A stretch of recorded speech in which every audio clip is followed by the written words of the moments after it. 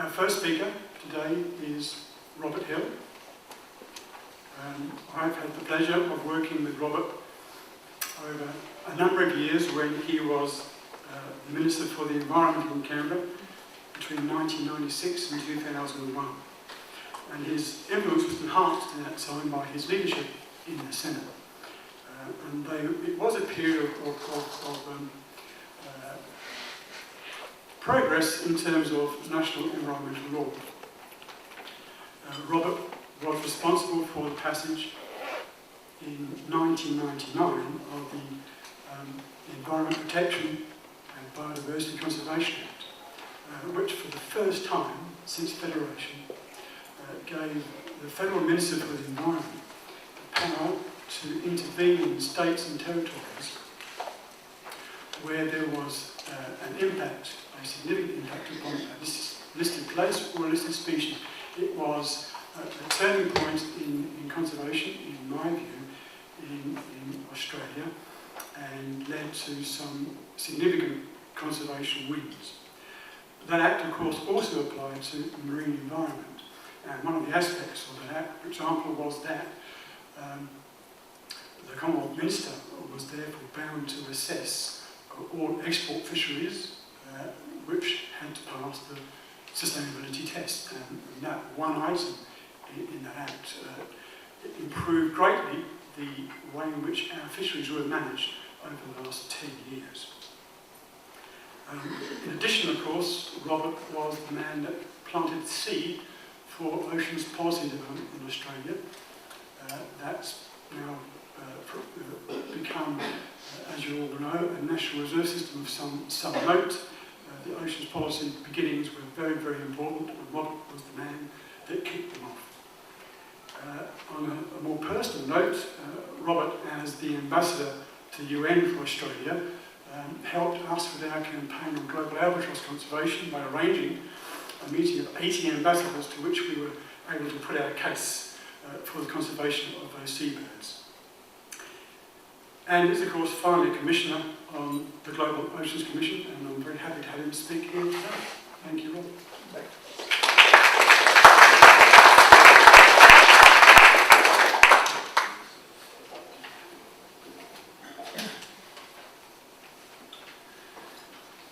Well, thank you for that generous introduction, and I'd like to thank everyone for coming along today. It's actually a strong community when we get together, and there's still plenty of work to be done. Particularly want to thank Paul Martin for the inspiration he gives us and sharing his experiences. Rachel Seward didn't get acknowledged. Senator, I'll always acknowledge a senator. Welcome to another person who's given a lifetime commitment to conservation causes. Anyway, Michael has demonstrated in his professional life that you don't have to be loud and aggressive to get your own way.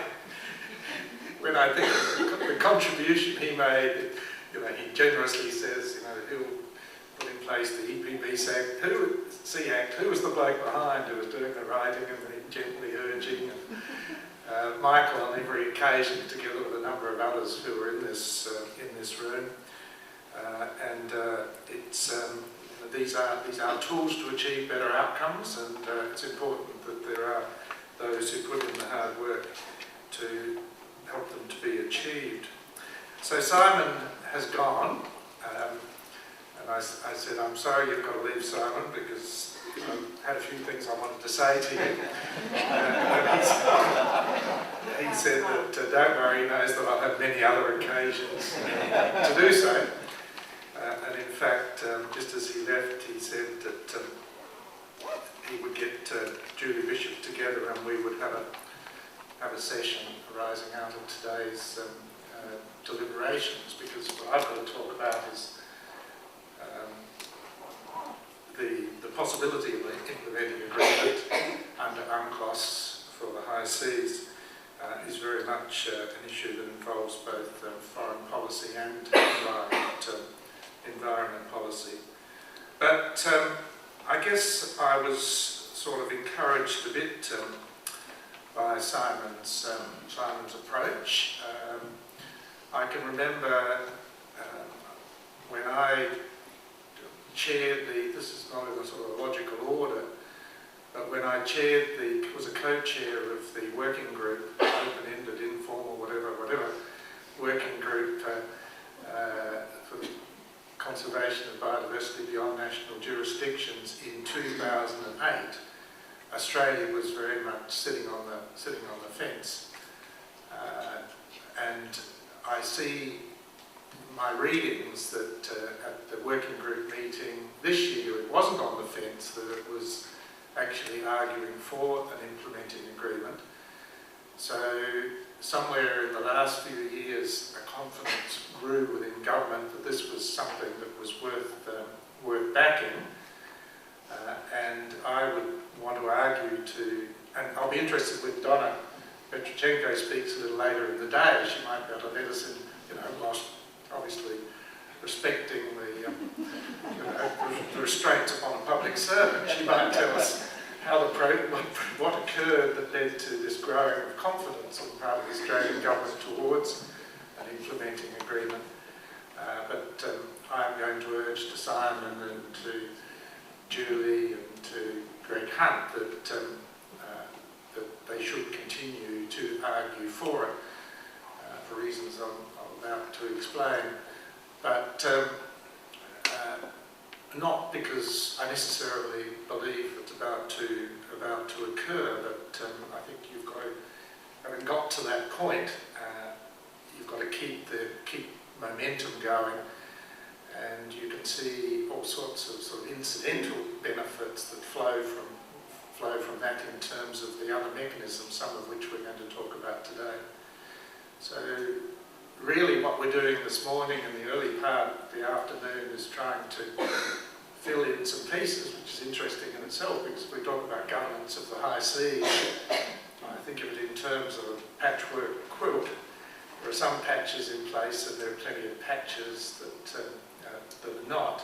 So we're talking about some of the patches in the early part of today, and what we want to get from you later in the day is your thoughts on how you think that the Australian government can best contribute to either the development of further patches and or improving the effectiveness of the patches that we already have.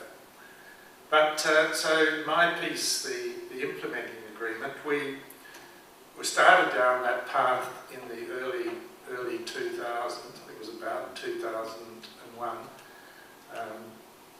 Donna might know exactly.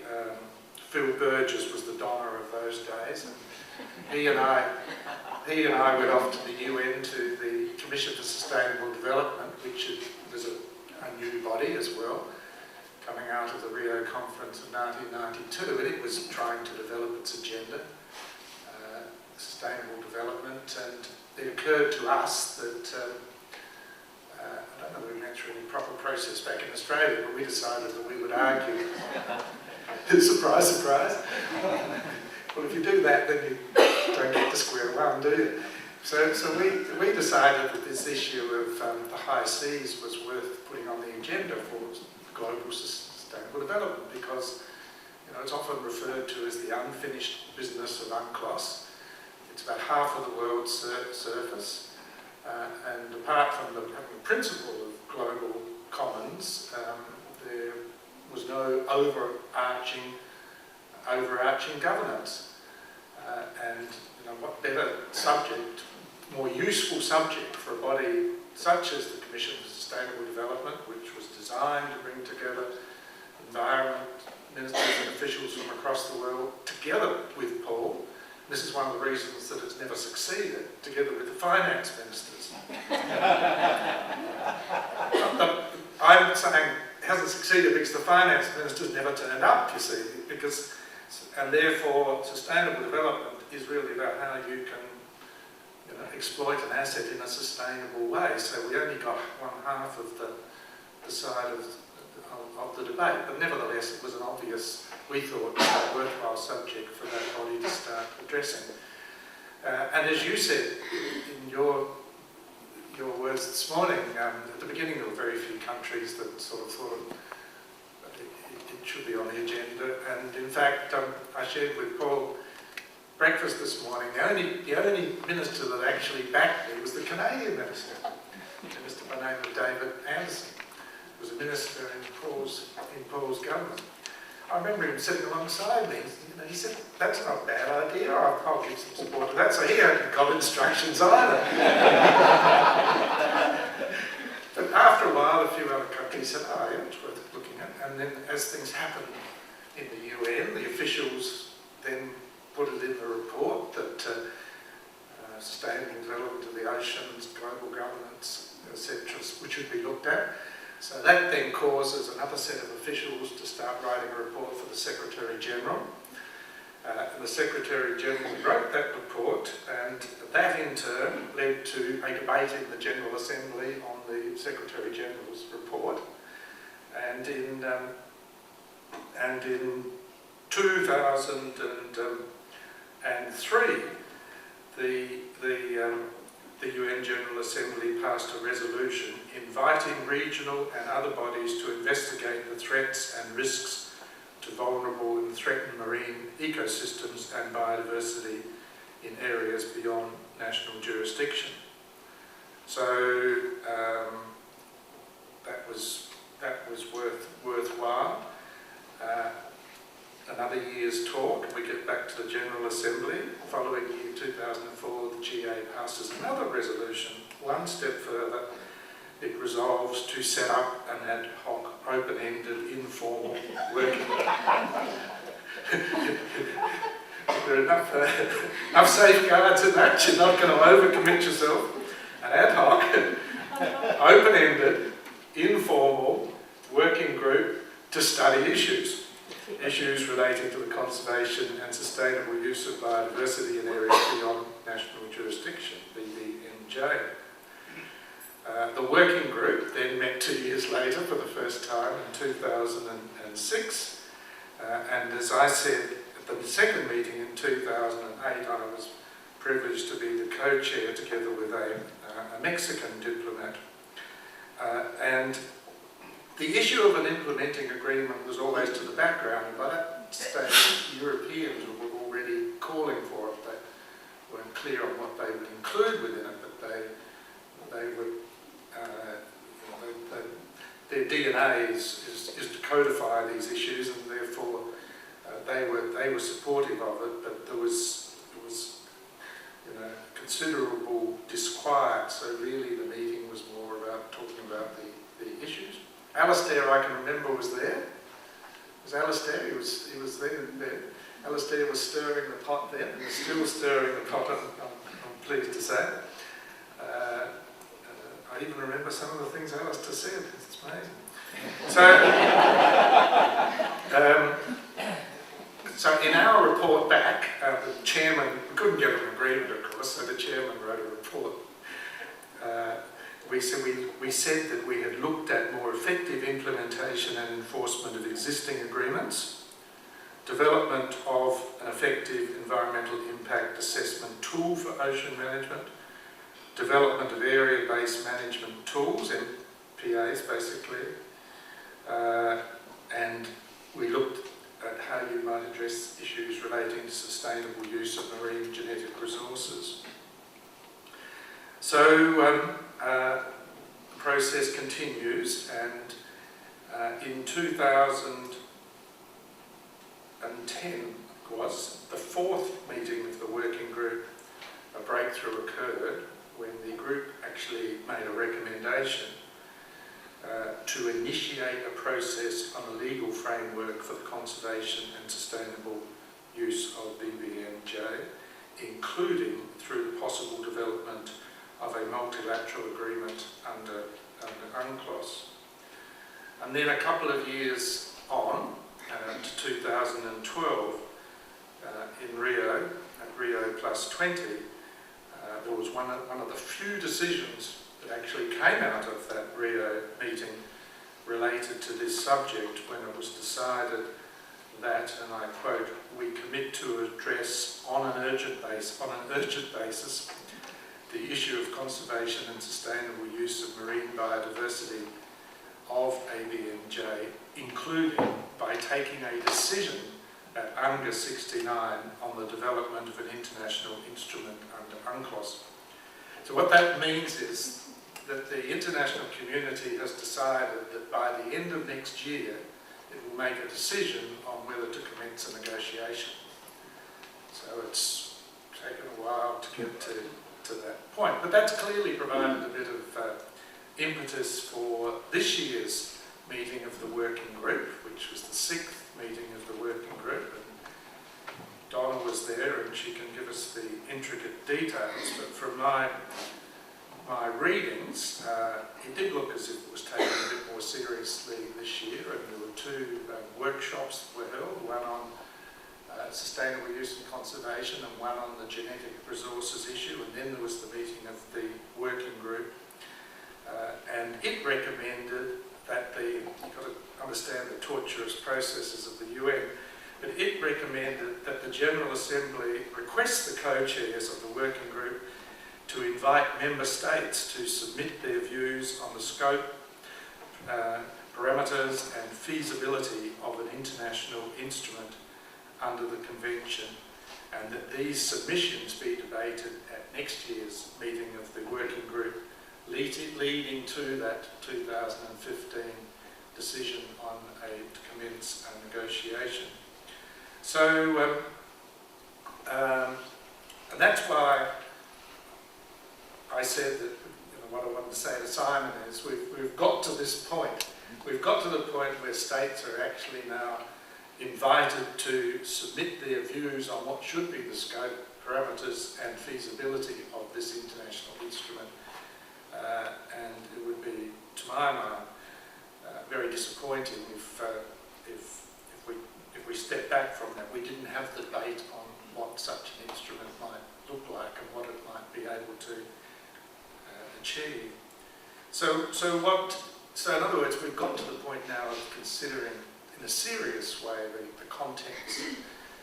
So we're talking about governance of the high seas, and we do end up with an implementing agreement. What would it contain?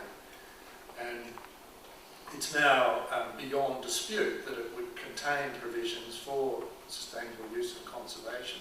So it would have to address the issues of environmental impact studies for the high seas, area-based protection mechanisms, how you could develop a comprehensive MPA system for half of the world's surface.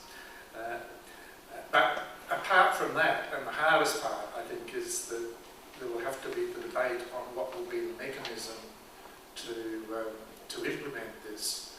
What one of our supporters, the Pew Group, referred to, I noticed in a paper, the establishment of an effective centralised monitoring, control, surveillance, compliance and enforcement mechanism for activities on the high seas. What a dream, Alistair. But it's got to the point of now seriously debating what such a mechanism would look like. And one of the problems, of course, being, as Paul said, the high seas, for the high seas there's no particular state or even set of states responsible, so nobody actually can enforce. UNCLOS itself didn't include an enforcement mechanism, so in some ways you're asking of this new agreement to go further than the initial convention.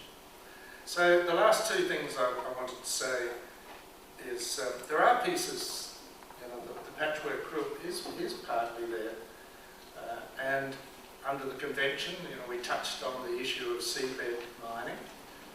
So there is the International Seabed Authority. There is a regime for seabed mining. It was the water column that didn't get covered. The seabed mining issue did. Although there hasn't yet been mining, there has been 20 years of building the jurisprudence of that body. And it does deal with the issue of sharing resources from the global commons. Alistair did spend a lot of time in his interventions at that that 2008 meeting was on the issue of genetic resources and the sharing of genetic resources and what might be achieved through the CBD, and I sort of yawned at that stage because I didn't ever believe that the CBD would achieve a Nagoya protocol that actually, conceptually anyway, deals with the sharing of genetic resources. But it showed not only that it can be done, but we're now starting to build precedents that will be taken into account in the construct of an implementing agreement. And the last point I was going to refer to was the fish stocks agreement to address some of the issues that Paul talked about in relation to migratory fish and straddling stock. The pity is that it's all responsive. It's responsive to a threat or responsive to worse than a threat, significant damage. The advantage of an implementing agreement is that we would have the legal framework in place for proper assessments, approvals, etc., in advance of the new unanticipated threats that we can be sure are going to come to biodiversity on the high seas over the next 20, 50, 100 years. Wouldn't it be so much better to have the fish stocks agreement in place before you started to have to deal with the plunder of the cod?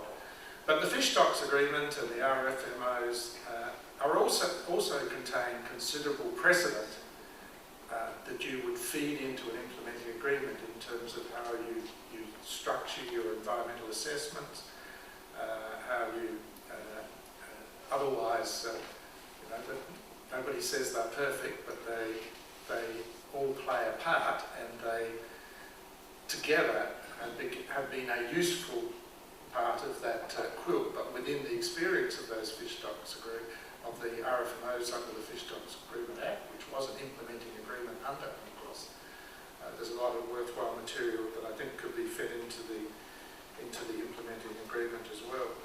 So Simon said, in conclusion, he said, we want to develop the new policy, but we would like to find a way for more effective linkages between the RFMAs. That seems very sensible, but in some ways it could be done through a new implementing agreement under UNCLOS. He says that we want to find mechanisms to achieve area-based conservation on the high seas. What we've found is that it's been a struggle to do it under RFMOs and associated regionally based or sectorally based conservation measures. We have some, Alistair, don't we, some MPAs in the North Atlantic under one of the RFMOs. We tried with Camelot. It's all worthwhile, but to be able to do it in a comprehensive way would obviously be better, but at least the government has recognised the value of it. He said we want more effective environmental assessment before approvals are given for the taking of resources. Well, if we're talking about the high seas, we need a mechanism for that. I can't see how it can be done without an implementing agreement under UNCLOS. And he's conceded, which wasn't conceded just a few years ago, that there would have to be a formula for the sharing of the benefits of genetic resources.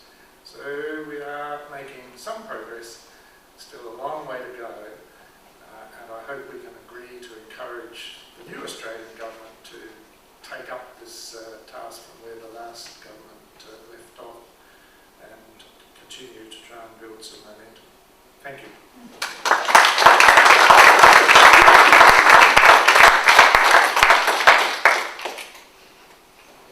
Thank you, Robert. HSI is, of course, a fan of a brand new agreement, and we'll have to see how that goes. I've always been a personal fan of the CBD, but I may be outvoted, I suspect.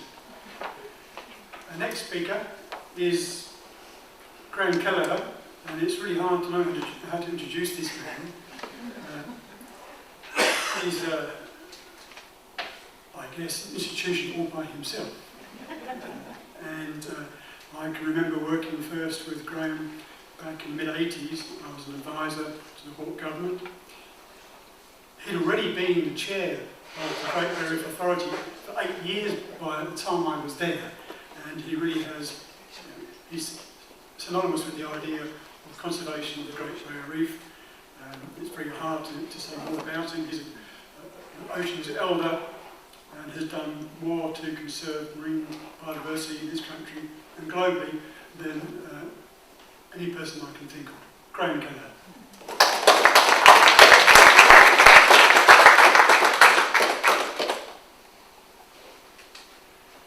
Well, it's accurate to say that a lot of people have said that I should be institutionalised.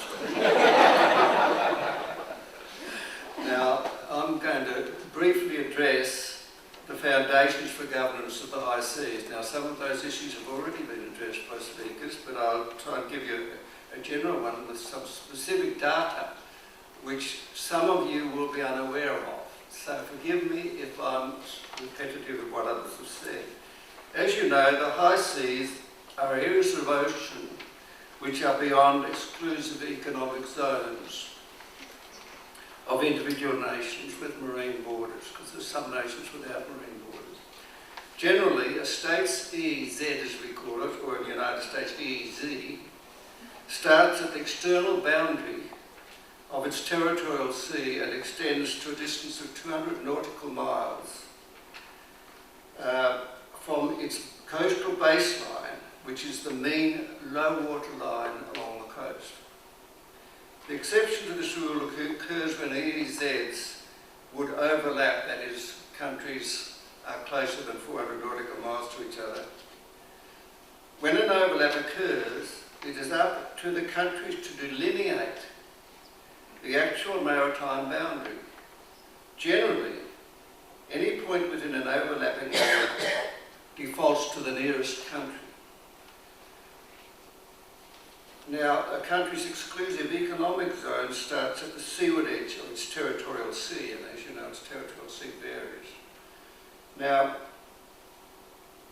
therefore, the high seas cover approximately 2/3 of the entire global ocean, amounting to 45% of the Earth's surface. As you know, the oceans cover much more than that, but the high seas cover 45% of the Earth's surface. They are therefore extremely important to the whole biosphere, including its inhabitants, including humans. There are several legal measures and instruments regarding governance of the high seas, and of course we've already referred to the primary one, which is UNCLOS, which came into effect in 1994 after decades of debate. And some countries have still not ratified it, including particularly the United States. UNCLOS is supplemented and elaborated by 2 implementing agreements, one on fishing, the Fish Stocks Agreement, and another on seabed mining. This convention is interpreted by many international lawyers as concentrating or dealing with exclusively the seabed, but this conclusion can be debated if anyone else has ever read the full UNCLOS document, which I have, which accounts for my extreme ageing. Among other relevant global instruments is CBD, and this convention entered into force in 1983. It has 3 main objectives: the conservation of biological diversity, the sustainable use of the components of biological diversity, and the fair and equitable sharing of the benefits arising out of the utilisation of genetic resources. And that's already been referred to. So those are 2 instruments. The third instrument is the establishment and operation of regional agreements, and Senator Hill referred to that as Senator Hill.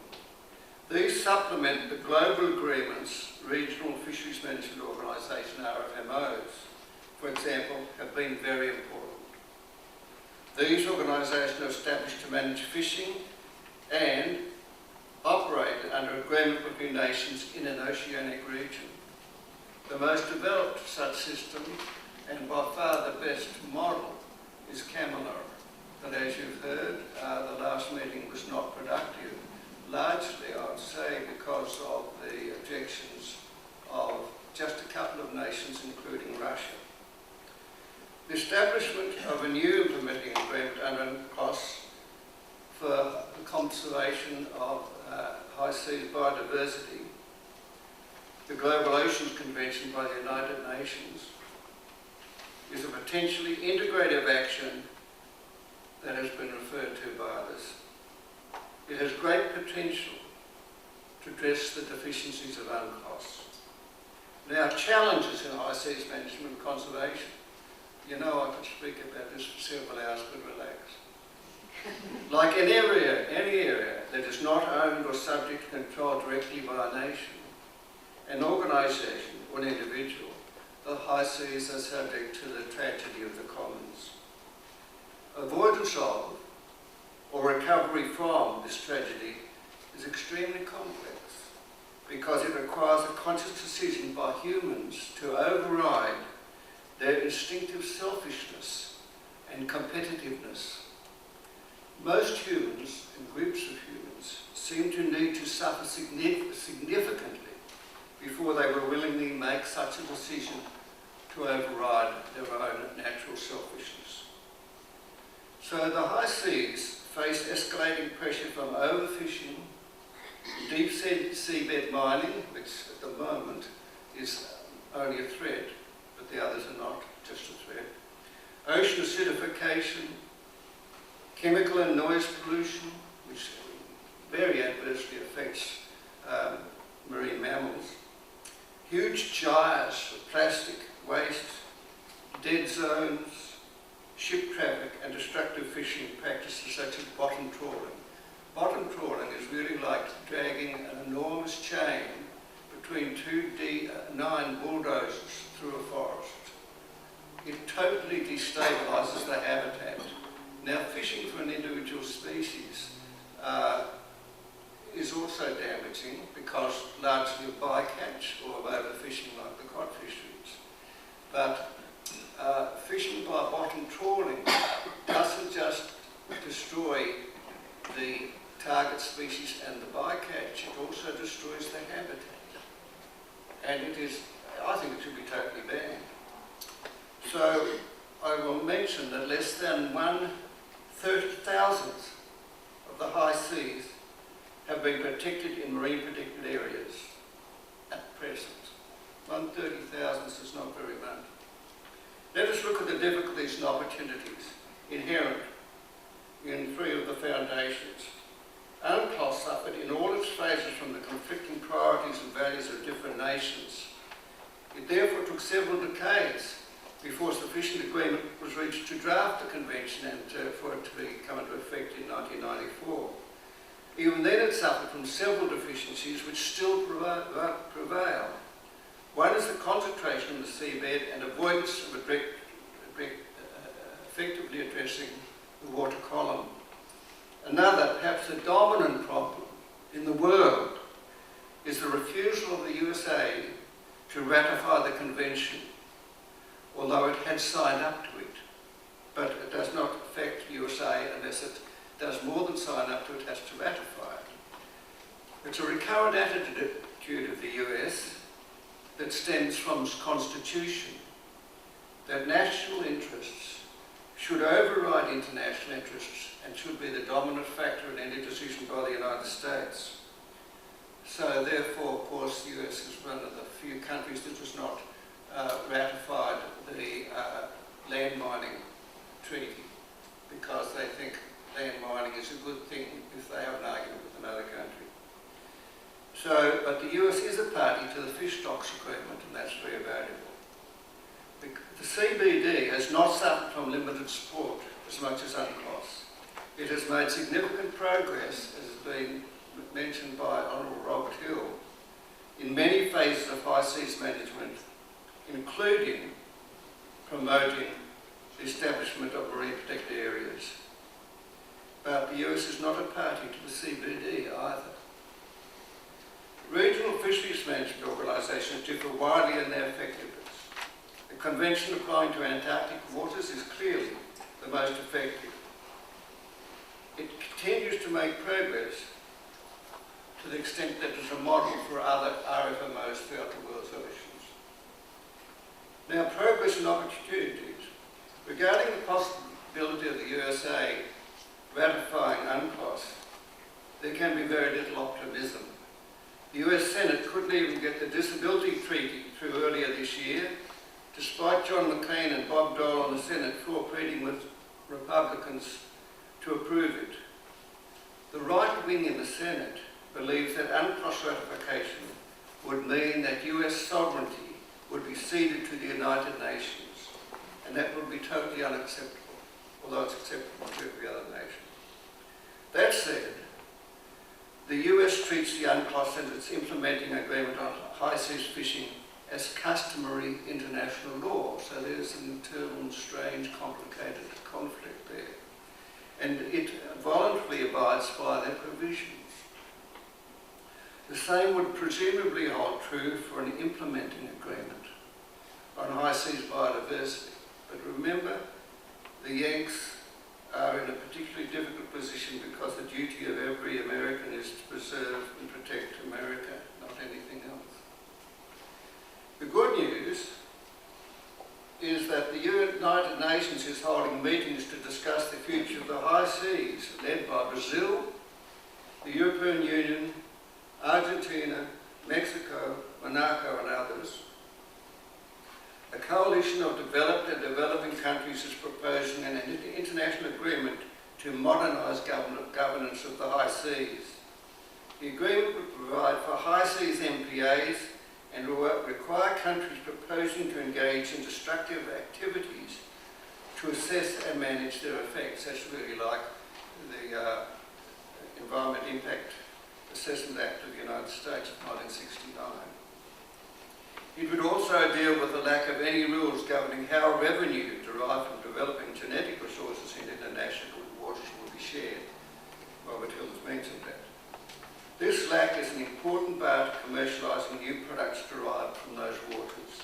Most important, this proposed agreement would begin to bring the high seas modern management as practiced in the USA and elsewhere since the 1970s. Now let me just make a personal comment on this. If you want the main enemy, so to speak, in an argument, where you're arguing for the good of something, then you have to put yourselves in that person's position. The old aphorism, do unto others as you would have them do unto you, can be reversed to say, put yourself in that person's position and ask yourself, if you were there, how would you like to be treated? And my view of how to get the implementing agreement through is to work it in such a way that the US could see itself and be, shall I say, promoted as being, shall I say, the trigger and force for this advance, so they would feel famous. And they love to feel famous, as you may have noticed. I mean, they lost 5,000 troops in Iraq, but the loss of 600,000 Iraqis was considered trivial. And so, in order for us to make progress, I believe we've got to work it in such a way that the US is seen and sees itself as being the instigator and main proponent, even if that's not correct. So we have to be diplomatic. Remember, hold your friends close to your heart and your enemies closer. Now, the ocean elders, I'll just mention this very briefly. First I'll mention that the rumours of my death were greatly exaggerated. It's a small group of people who have been and continue to be dedicated to the preservation of the world's oceans, not just the high seas. Its membership structure and mission can be found on Google. Just look up Ocean Elders, and so that you don't have to listen to me about it. This group functions primarily in a catalytic way. In other words, as you know, catalyst in chemistry grossly magnifies the efficiency of a chemical reaction. And that's what the Ocean Elders are trying to do. This group, we work in conjunction with and cooperation with other like-aimed organisations such as IUCN. We do not compete with them. It has the potential to influence organisations, including governments, in ways which protect the oceans and thus the entire biosphere.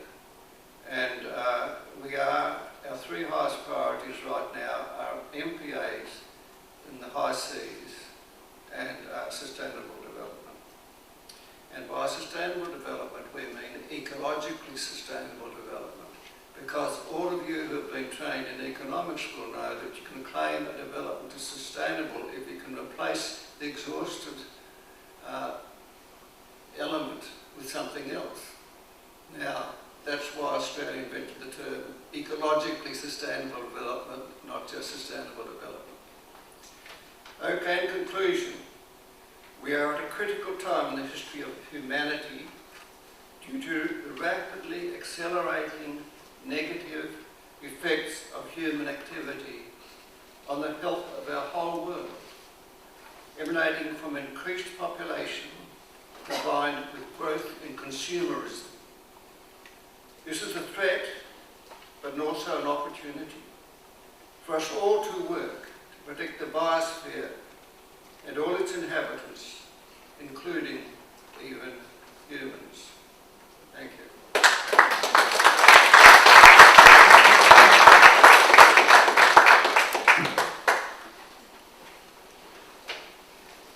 Thank you, Anne. Question time. Please give your name when you take the mic. Dr. Suter. Yes, Keith Suter. Not sure if this is working. Keith Suter. I've been involved with the Royal Sea negotiations for several years. Could I, in thanking both speakers, make the comment to Dr. Kelleher about your comment about the Americans letting them think that they're leaders in the field? I entirely agree with you about their arrogance, etc., but that most countries think they're special, including the English. We know we are. But what strikes me, sir, is that when the Americans and others began on the Law of the Sea negotiations in the Johnson administration, they really did take that leadership position, and they continued that through a number of presidents, including Richard Nixon, so both sides of the spectrum. But the change occurred with the Reagan administration, where they sacked their own delegation on the way into the Law of the Sea negotiations, because that also coincided with this new political mood they've got of, if you like, new right economic individualism, rugged individualism, etc., looking out for number one. And so that, I think, is a theme that we now see in so many of the negotiations. And looking at what the Senator was saying was also the way in which, you know, to go back to what Arvid Pardo was about, with his original vision for the common heritage of humankind, that also has been ruined because of this mood that we've had for the last 30 years has prevailed in international politics. And that's why I'm fairly pessimistic, sir, about the prospects of getting any new instrument through, because we're clearly now operating with a new dominant paradigm whereby you don't cooperate with countries, you just simply go out to maximise yourself for short-term gain. So although I enjoyed both presentations, I've got to say from my point of view, as someone who's been involved in the field for 40-odd years, I'm very pessimistic about what can be achieved. Or could I just say, I think that what happens is that you don't think your way through to a new way of living, you live your way through to a new way of thinking. And what will happen is we'll end up with dramatic changes in, say, the sea, and suddenly the mood will change, and so, as we saw with the Depression of the 1930s, and suddenly there'll be demands for action for the politicians. So the ideas that we're now developing will come into being then, but the problem is trying to work with the current dominant paradigm that affects the minds of politicians. Well, is this working? Yeah. You can hear me? Yes, but hold it. Okay. I feel that you should never give up. I understand you're exhausted completely. But I do believe that we should keep pushing, because remember, to support what you're saying, there is a tide in the affairs of men which taken at its front leads on to fortune. Now, if you keep pushing, eventually you will catch the tide. If you don't keep pushing, when the comes to its head, you won't be ready. Now, US is extremely unstable, as you know. I mean, really, the extreme right-wing Republicans are a minority, but they're a majority in the Senate. And they're totally intransigent. But things can change just in one election. And as you were saying, that Reagan made a dramatic change. Other dramatic changes could occur. Can you just imagine how much Obama's government would have achieved if it hadn't been for the Republican majority? So it is not hopeless. There is real hope there. And because they talk about individual pride of the individual, they look on the US as an individual. And so, in my view, you would be appealing to their bias in showing them that they were the people who achieved it. That's their aim. Anyway.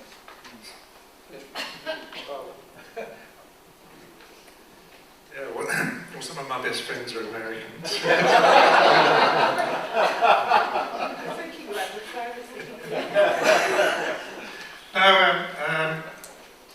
You know, in those year after year negotiations of the Loras Sea Convention, there were many who thought it would never be achieved. And now it's regarded as one of the best pieces of international law we have. So this is, when I sat down, Paul said, you sound optimistic. And I said, yes, I think it will be achieved, but it might take another 20 years. It's why something like the Nagoya Protocol was so extraordinary. Perhaps nobody thought it really was significant, or maybe it shows that you can, if you work at it, you can actually achieve outcomes. And the history of these processes within the UN, you've got 193 countries, you've now got to move in the same direction at the same time. It's hard work and it takes a long time because they all have different interests, economic interests. But if you keep at it, you generally get to an outcome. Now the outcome may have been discounted a bit along the way, but by that stage you've started another process, and so it goes on. So I am reasonably optimistic, but I think it's going to take quite a while. In relation to the US, as was said, for all these complicated reasons within the US political world, it hasn't ratified the law of the Sea Convention, but yet it does comply with it.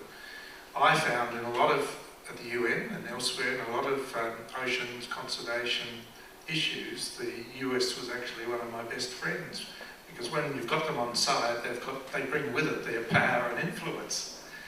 And so one of the challenges here is how to bring the US on side in this process. At the moment, the US is opposed to a new convention, a new implementing agreement. So are some other countries.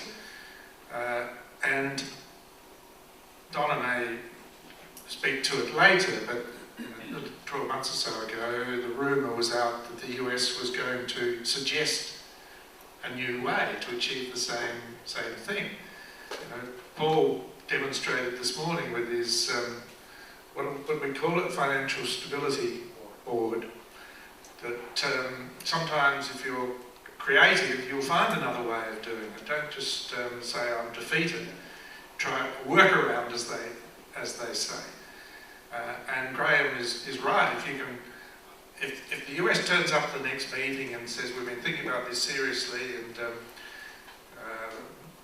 a lot of merit in what you've been arguing for the last 20 years, but we don't think you've got it quite right, this is the way, this would be a better way, I would say that's a huge achievement, because you've now you've now brought the global superpower on side, and if it wants to claim leadership from that, so be it. I'm interested in the outcome, not who can claim a win. So they did sign the fish stocks agreement. They ratified the fish stocks agreement, which is an implementing agreement under UNCLOS, which they haven't ratified. So to me, it's not all logical. They obviously decided it was in their interest to sign the fish stock agreement, presumably because they thought they would lose as a result of the over-exploitation of those fisheries resources. So can we turn this debate into, can we find a way to demonstrate to the US that there is a net gain for them to be on side in this process? In the meantime, we've got to persuade the new Australian government to do it as well. And in some ways, I think probably we're doing something more useful if we focus on how we can influence the Australian government rather than the US, but we do need to find a way with the US. And Paul knows with our Global Oceans Commission we need to find a way with the US too.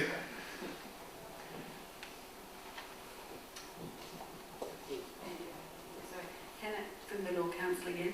Good question, Robert. In relation to synergies amongst processes, the United Nations Framework Convention on Climate Change and ocean acidification, if there's movement towards a new agreement in that, how is that going to influence the UNCLOS negotiations? Because it's such a catastrophic development if the oceans can't absorb any more CO2.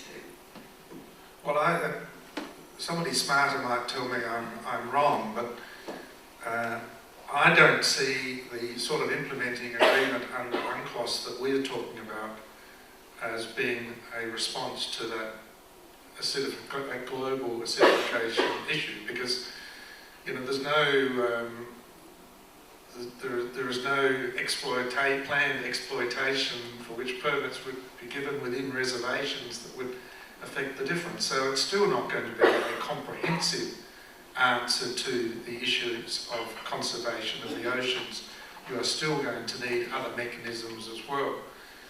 And the world has a process to deal with it, even though that process has really struggled for some years, largely because of the economic cost and also, again, the issue of how you share the burden. So you need that, and probably other processes as well, continuing in parallel, in my view. Rob Fowler, to Robert Hill again. Do you see the question of oceans governance as being best pursued as a separate and distinct subject from the broader debate about global environmental governance, bearing in mind coming out of the Rio +20 events and the lead up to attempts to bring together some new schemes in 2015, that there's an ongoing debate. We've seen the dismantling of the Commission on Sustainable Development. We've seen debate about the future role of UNEP, attempts to try to revitalise ECOSOC, which probably failed abysmally. So, strategically,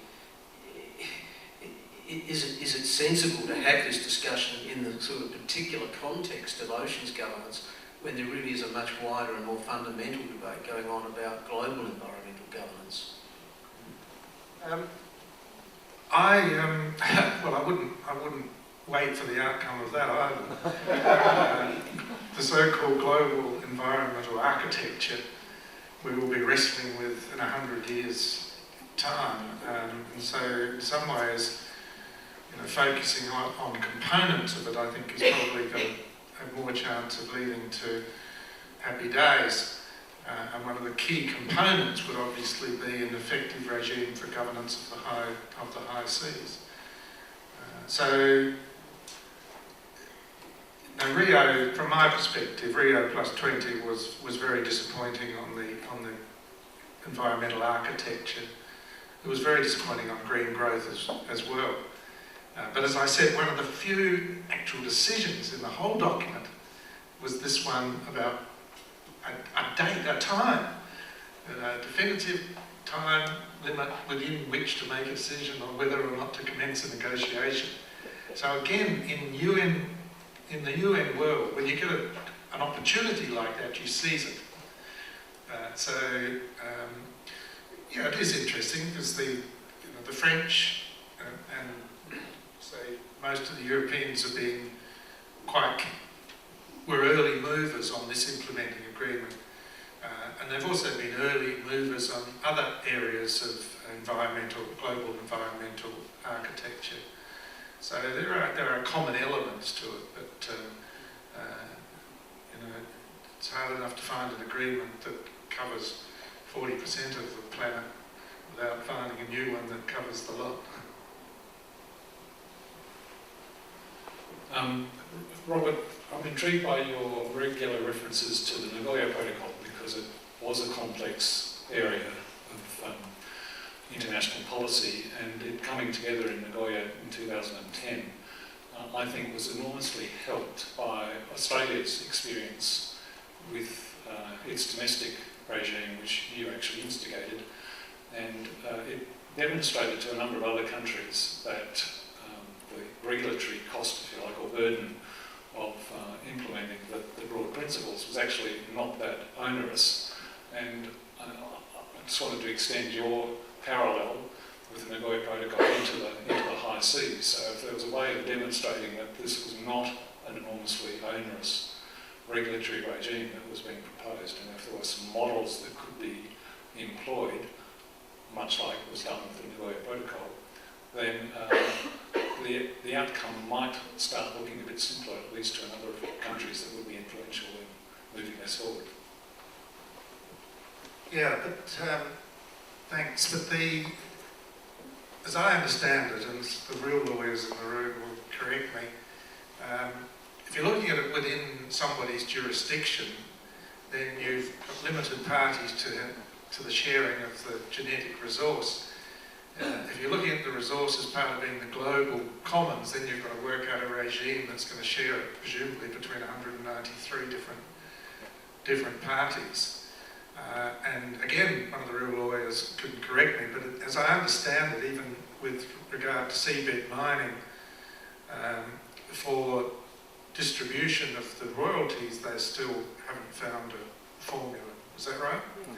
So 20 years of trying to work out what the formula should be, and they still haven't found it. But nevertheless, you've got to take advantage of that 20 years of deliberation. So yes, I guess if I look back at a bit of hindsight, I say that perhaps Nagoya wasn't as hard to achieve as what I thought it would be. And there certainly are lessons coming out of it, language and ideas and so forth, that would be relevant to what we're talking about today.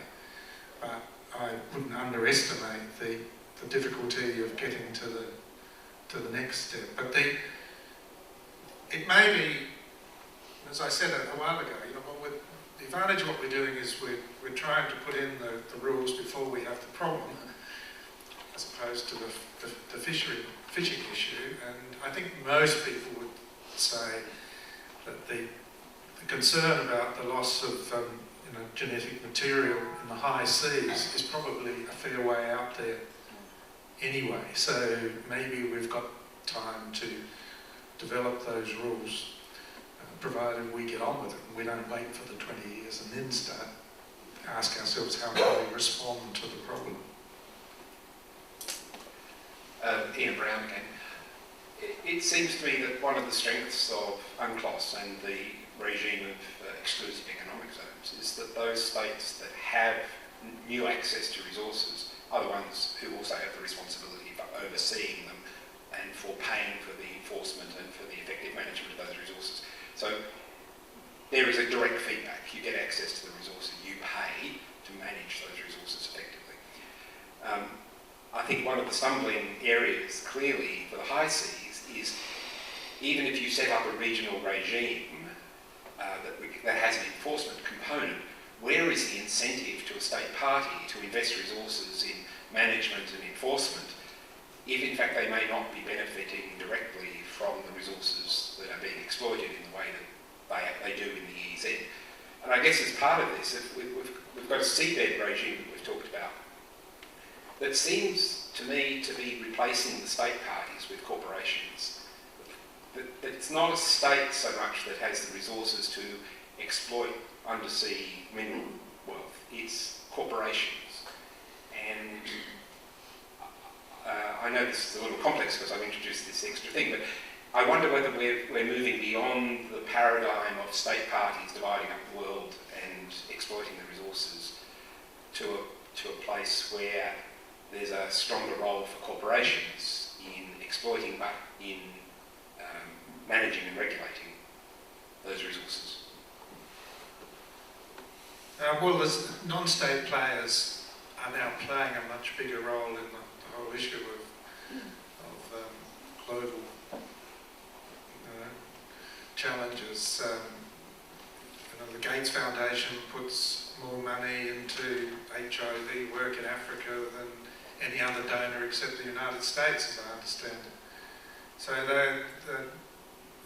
these foundations and big corporates are key players, and they can be good key players for good or otherwise in terms of the exploitation practices. But the way we've managed our political affairs to date has been through nation states or organisations of nation states. And apart from voluntary codes of behaviour and that sort of thing, I don't see a ready alternative. And a lot of issues of global governance now really revolve around how we can find the mechanisms by which states collectively can address an issue. The classic example is the climate change one. It doesn't matter from where the emissions occur, the consequences are global, and therefore it's not going to be resolved without a global solution. But the high seas are so close to being almost the next best example. Maybe the space is another one, but being 40% of the Earth's surface, regarded as the global commons, there's no effective alternative other than the global community as a whole regulating it. And the best mechanism for doing that is through the organisation that brings that 193 nation states together to do so. And it's shown that in relation to the Law of the Sea Convention, which largely dealt with the EEZs and so forth, that it can do it. And there's no reason why it can't show ultimately that it can do it in relation to the high seas.